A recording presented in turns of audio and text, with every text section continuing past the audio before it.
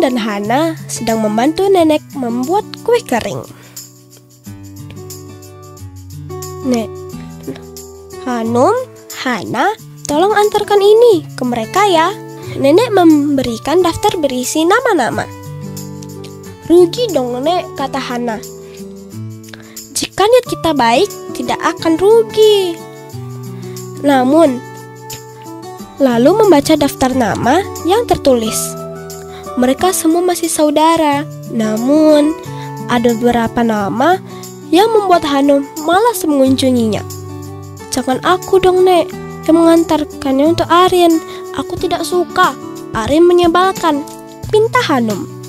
Aku juga tidak mau pergi ke Yulia Nek, tambah Hana. Nenek menggeleng. Jangan katakan begitu ya.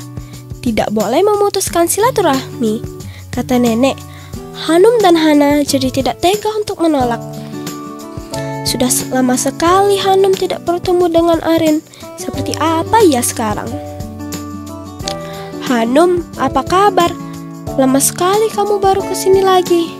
Ayo masuk, sambut Arin. Ramah. Hanum melongo. Tumben, terakhir kali bertemu Arin, Hanum tidak diizinkan masuk ke rumahnya. Nenek kasih ini untukmu. Wah, kue kering. Aku suka sekali. Terima kasih ya. Hanum, Hana, sampaikan juga terima kasihku untuk nenek. Arin terlihat sangat bahagia. Hanum tersenyum lebar. Sama-sama. Selanjutnya, mereka pergi ke rumah Yulia. Sesampainya di sana, Yulia hanya terdiam. Tak ada sama sekali wajah ramah yang terlihat. Tuh kan, sekarang malah Bibi yang keluar, bisik Hana.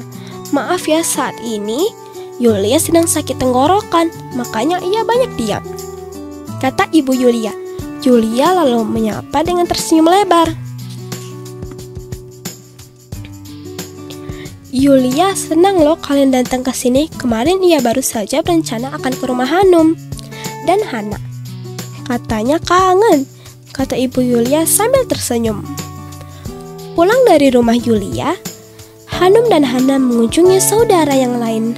Senang rasanya bertemu dengan mereka kembali. Lebih senang lagi, Hanum dan Hana dapat bonus istimewa. Raih surga dengan cara menjaga silaturahmi.